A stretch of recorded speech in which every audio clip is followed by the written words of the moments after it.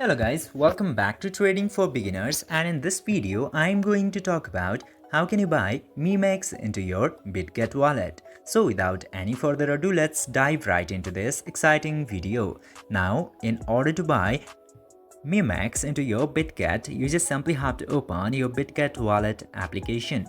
And after opening this application, you will get to see this option of more.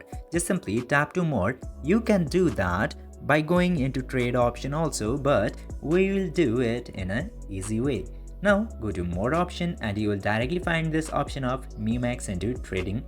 Here, just simply select MEMEX and you will get so many MEMEX such as HESTR, Triumph, again Legacy and many more.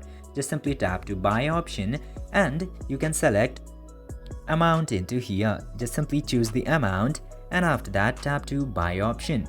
You can check all of the available options such as volume, liquidity also. This way you can easily buy MEMEX from your Bitget wallet. I hope this video helped you.